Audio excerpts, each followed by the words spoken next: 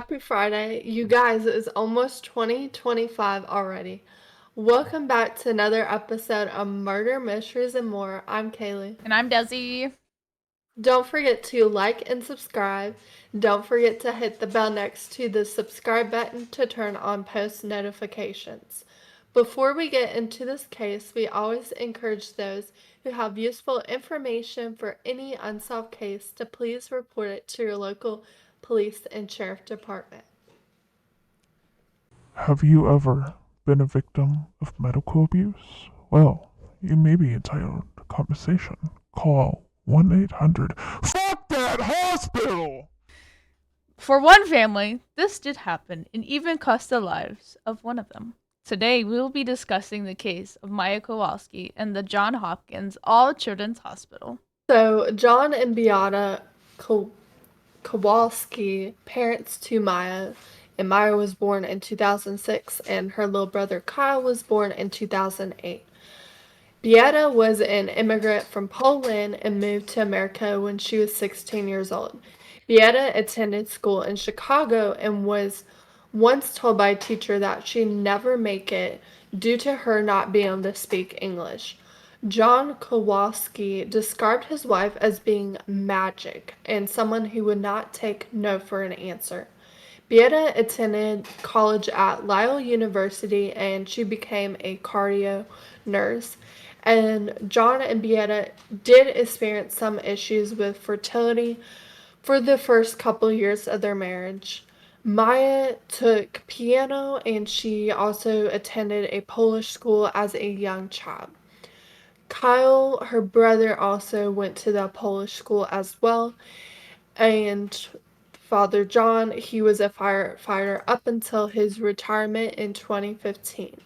In 2015, things were going so great for the family until Maya began to experience symptoms such as chronic pain, lesions, dystonia, which is where some of your limbs turn inwards and you can't move them, and shortness of breath.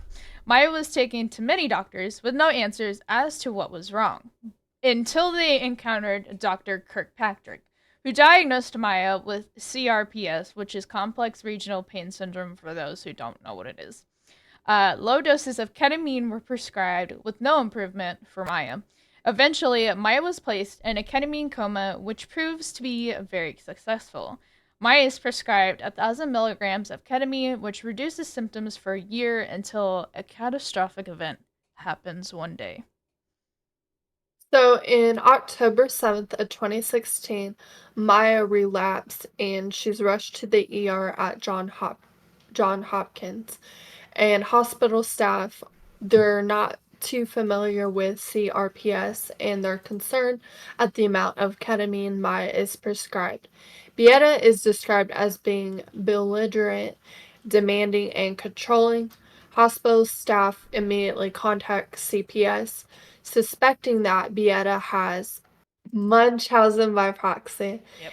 And Dr. Sally Smith interviews Beata and John, stating that in her personal opinion, Maya is being medically abused.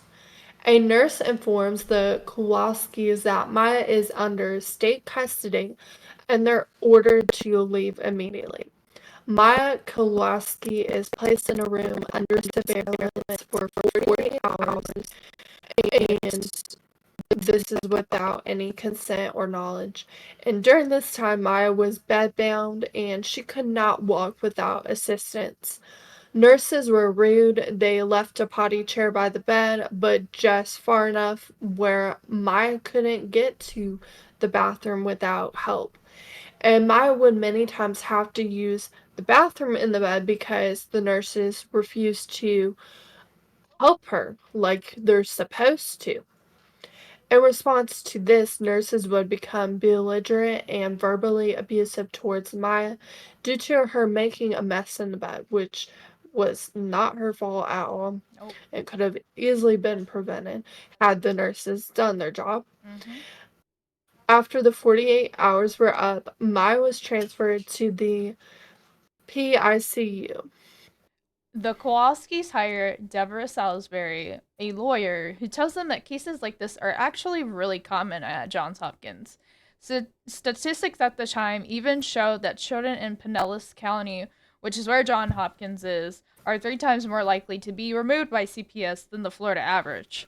Suncoast Center, a privatized Willow Care child service institution, is the employer of Dr. Sally Smith and Kathy Beatty, who ends up being Mila's social worker. Dr. Kirkpatrick, which is the doctor who diagnosed Maya, contacts Dr. Smith explaining her CRPS diagnosis. But this call and interaction between them was never notated by Dr. Smith in her records whatsoever. Um, in the time between when the when the Kowalskis are kicked out of Maya's room and after she gets into PICU, a judge issues a no contact order between Beata and Maya, though Jack is still allowed to visit her under strict circumstances, which include not talking about her health, not talking about her mom, and not discussing anything with her mom as far as like Maya's health and all that stuff. Weeks later, Beata is finally able to speak to Maya, but it's under the supervision of Kathy Beatty. During one phone call, Maya cries and tells Beata that she wants to go home, and Kathy's response to this is to try and get Beata's calling privileges revoked, which is kind of pretty fucked up. Very fucked up. Like, why would you do that? That's not cool, man. During one of the hearings, Beata requests a hug with Meyer. The judge, however, rejects this because she's fucking cold-hearted. And during this time, Jack is allowed visitations but cannot discuss Meyer's condition with Beata, and Maya is still suffering and she's in pain from incorrect treatment, and doctors ignore Maya's cries of pain, claiming she is still faking the illness due to having good dates. Beata, feeling like Maya will never be released back into their custody, unfortunately, it came down to this, and her mother committed suicide on January 8th, 2017. Shortly after Beata's death, Jack is allowed to take Maya to a specialist. The specialist confirms that Maya does indeed have CRPS. And shortly after, Maya is released back into Jack's custody under one condition: no ketamine treatments allowed. After doing physical therapy for a year, Maya worked her way up from a wheelchair to crutches. And then a year after that, Maya was finally able to walk, but she still does have chronic pain. The most fucked up facts about this case are that CPS's preliminary report has layers of hearsay, which resulted in the judge's siding with the hospital and Dr. Smith. Also, psychological evaluations show that Beata doesn't have Munchausen's, but it did show that she had an adjustment disorder with depression, which was caused by CPS taking Maya away and all this shit that they had to go through. Also, Kathy Beatty, the social worker, was previously arrested for child abuse. Child abuse, mind you, and this was public knowledge back in 2016 when this happened. So that's pretty crazy that she was even still allowed to be a social worker. During Maya's stay in the hospital, Kathy Beatty actually took photos of Maya half naked. And according to Maya, she was originally told to be completely naked for them for evidence purposes, but felt uncomfortable and did not do that. Kathy would also force Maya to sit in her lap and hug her, which is really creepy because she didn't know this woman. She didn't even like this woman. Also, John Hopkins charged the Kowalski's medical insurance for 174 different CRPS services and treatments, while still claiming that she did not have CRPS and it was totally made up. And nurses and doctors abused and neglected Maya, often texting / talking about her without her knowledge. Several other families also experienced the same situation. Most of them had to dish out thousands of dollars and follow CPS guidelines to get their children back.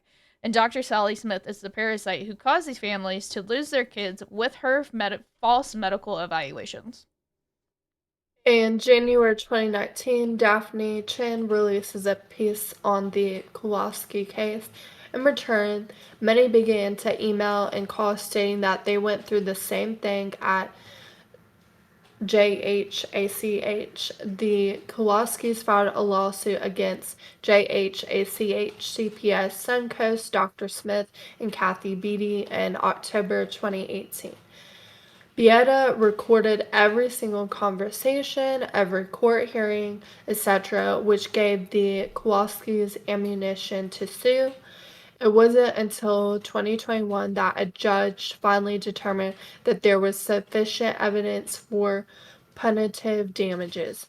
The trial, however, would not start until 2023.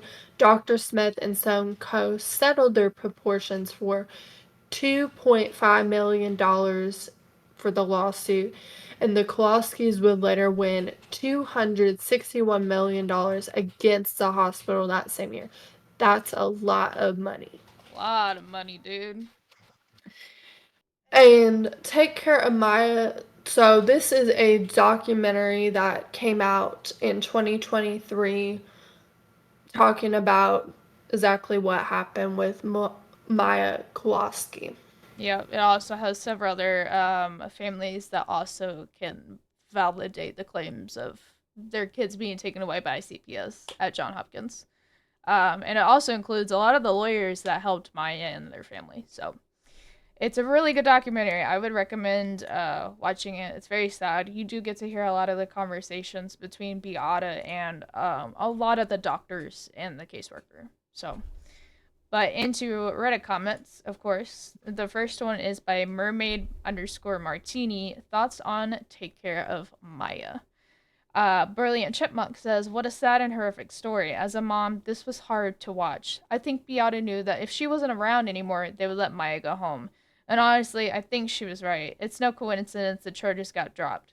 She sacrificed herself so her daughter could be free." Yeah, she did. Yeah. Efficient Project 7408. Can't believe the text messages between doctors and nurses and that cold judge. No hearts, they are ignorant monsters. Yep. Deleted says, "Wish there had been more focus on Dr. Kirkpatrick's note saying that Maya would literally die a slow, lingering, extremely painful death without continued ketamine treatment. That's kind of extraordinary. He had no evidence for this, but planted the terrifying idea in Beata's mind."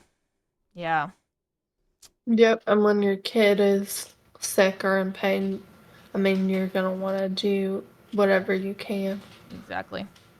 And then Miss Hashi, the fact that the hospital and doctors charged the family over $50,000 specifically billed for CRPS care for the 3-month hospital stay while also trying to stay in court, and while Maya was in the hospital that she didn't have it, is absolutely wild. Poor Maya, poor Beata, poor family. My heart breaks for them.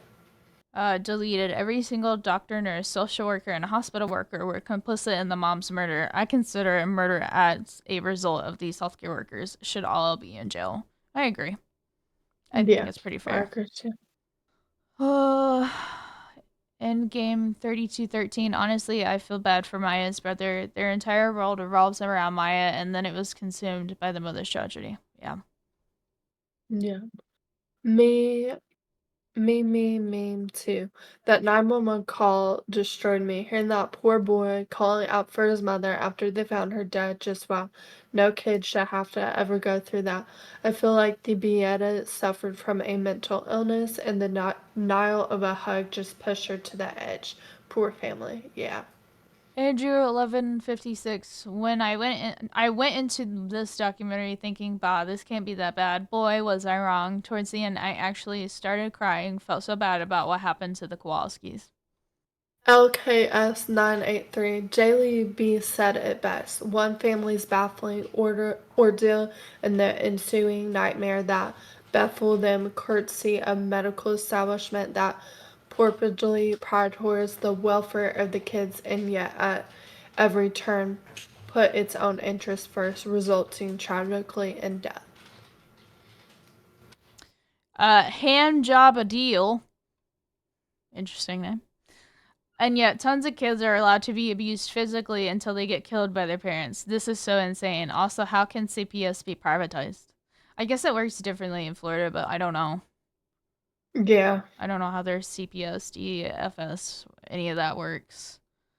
So, Yeah, I think it might be different per state. I think so as well, but I'm not for sure about that actually. So this one's by Emotional-Tal, 1874, Maya. And Suburban Girl, Nobody Should Believe Me has a whole season about this case. It's a really deep dive.